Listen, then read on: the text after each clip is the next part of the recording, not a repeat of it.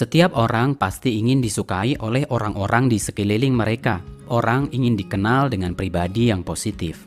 Namun terkadang ada beberapa sifat buruk yang tanpa disadari bisa membuat orang-orang di sekitar kita menjauh. Inilah beberapa kebiasaan yang membuat seseorang dijauhi oleh orang lain. Yang pertama adalah playing victim. Playing victim adalah berlagak menjadi korban atas sesuatu. Dia selalu bercerita dan bersikap seperti orang yang perlu dikasihani. Setiap bertemu dengan dia selalu bercerita bagaimana susah dan sakitnya menjalani hidup. Seakan-akan tidak ada kabar positif yang diceritakan. Betapa menyebalkan orang yang seperti itu. Semua orang mengalami masalah, tapi bukan untuk dilebih-lebihkan. Masalah datang untuk diselesaikan dengan tetap bersikap kuat, tegar, dan optimis. Tentu orang yang kuat, tegar, dan optimis selalu lebih menarik daripada orang yang selalu playing victim. Yang kedua adalah merendah meninggikan mutu, atau biasa disebut dengan humble bragging. Jadi seseorang pura-pura curhat, punya banyak masalah atau punya banyak kekurangan, tapi sebenarnya dia sedang menyombongkan dirinya sendiri. Contohnya seperti ini, dia curhat, pulang kerja udah capek, ternyata di rumah malah tambah capek. 3 mobil parkir sembarangan. Mau berenang, kolam renang di rumah masih kotor. Belum lagi si bungsu merengek pengen dibelikan iPhone X. Pusing. Nah, itu adalah contoh bagaimana orang melakukan humble bragging atau merendah meninggikan mutu. Atau seseorang yang memposting caption sebuah keluhan di Instagram dengan gambar meja yang berantakan, tapi di situ ada MacBook terbaru yang baru dia beli dan iPhone X yang baru dia beli juga. Nah, sering kan kita menemukan orang yang seperti itu, dan tentu perbuatan seperti itu sangat menyebalkan. Yang ketiga adalah pemurung dan selalu meratapi kesedihan. Kalau kamu kehilangan sesuatu, pasti rasanya sedih, dan semua orang maklum dan menganggap wajar perasaan yang seperti itu. Tetapi kalau kamu susah move on dan selalu murung dengan kondisi kamu, itu bisa bikin orang di sekitar kamu capek menanggapin kamu. Dan lama-kelamaan mereka akan menjauh dari kamu. Yang keempat adalah selalu minta validasi dari orang lain. Sesekali meminta pendapat orang lain atas pilihan yang kita buat adalah sesuatu yang baik. Tetapi jika terus-menerus meminta pendapat atau persetujuan orang lain adalah hal yang sangat menyebalkan. Alih-alih meminta persetujuan untuk sesuatu yang besar, sesuatu yang penting, tapi kadang-kadang mereka juga meminta persetujuan untuk urusan-urusan yang remeh-temeh. Misalnya pilihan warna baju, pilihan makanan, pilihan minuman, dan hal yang remeh-temeh yang lainnya. Yang sebenarnya itu bisa dilakukan sendiri. Orang-orang seperti itu sangat menyebalkan dan membuat mood menjadi buruk. Yang kelima adalah terlalu sering posting di media sosial. Memang penting untuk mengaktualisasikan diri di media sosial.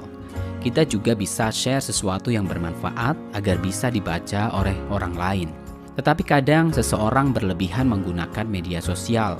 Terlalu sering posting di media sosial adalah sesuatu yang kurang baik. Makan diposting, mau berangkat ke kampus diposting, bahkan bangun tidur pun diposting. Sampai-sampai orang bosan dan merasa ilfeel dengan orang itu. Hal itu perlu kita hindari. Yang keenam adalah suka memotong pembicaraan orang lain. Hampir semua orang ingin mereka didengarkan ketika mereka sedang berbicara. Potonglah pembicaraan mereka secara terus-menerus kalau kamu ingin dibenci oleh mereka. Meskipun seseorang bercerita tentang sesuatu yang mungkin sudah kamu ketahui, jangan pernah memotong pembicaraan mereka. Usahakan untuk mendengarkan dengan seksama sampai dia selesai menyelesaikan ceritanya. Ketika seseorang bercerita tentang masalah yang dia alami, mereka ingin kamu hanya mendengarkan. Ya, hanya mendengarkan.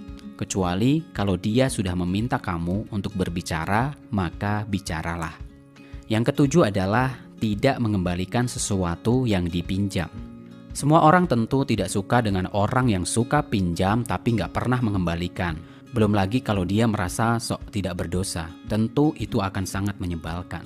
Jadi kalau kamu meminjam sesuatu kepada temanmu, segeralah kembalikan jika memang sudah selesai. Jangan suka menunda untuk mengembalikan. Dan yang juga penting adalah mengembalikan sesuatu dengan kondisi yang sesuai ketika kamu meminjamnya. Kalau kamu pinjam baju misalnya dalam keadaan yang bersih, berarti kamu juga harus mengembalikan baju itu dalam keadaan bersih juga. Yang kedelapan adalah emosi yang meledak-ledak. Berteriak-teriak, membanting barang, atau memukul sesuatu ketika marah menunjukkan kecerdasan emosional yang rendah.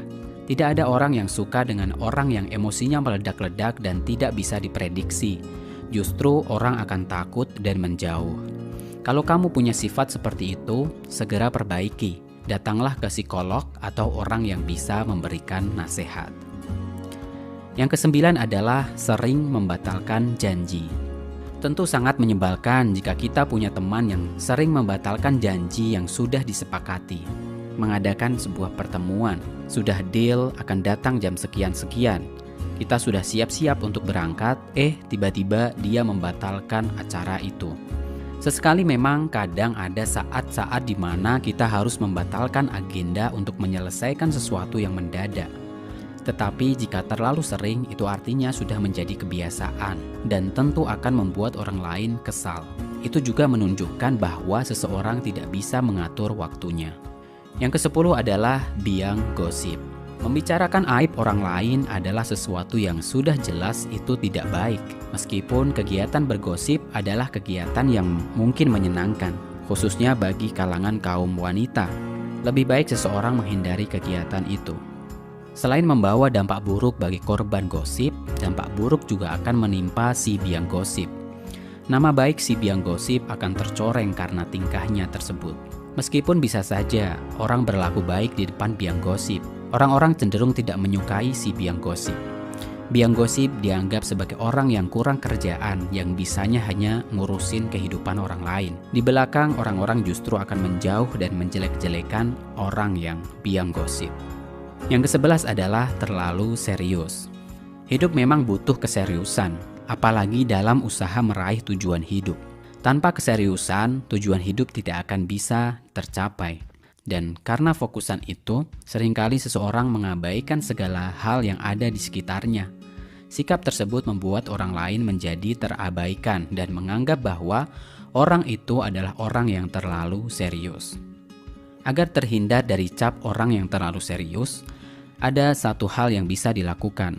Umumnya, orang-orang tidak menyukai orang yang terlalu serius karena dinilai tidak bisa diajak bersenang-senang.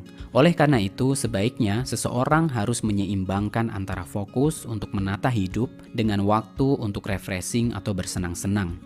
Jika memang kewajiban sudah selesai dilakukan dan ada ajakan teman untuk keluar, lebih baik menerima ajakan teman itu. Dengan menerima ajakan teman itu, relasi dengan teman akan tetap terjaga dan teman tidak akan menganggap sebagai orang yang terlalu serius. Yang ke-12 adalah terlalu terbuka di awal pertemanan. Masa awal pertemanan adalah saat seseorang untuk saling mengenal. Biasanya orang cenderung masih sungkan untuk membuka semua rahasianya. Meskipun begitu, ada satu jenis orang yang baru saja berada di fase awal perkenalan, namun sudah bercerita mengenai seluk-beluk tentang dirinya.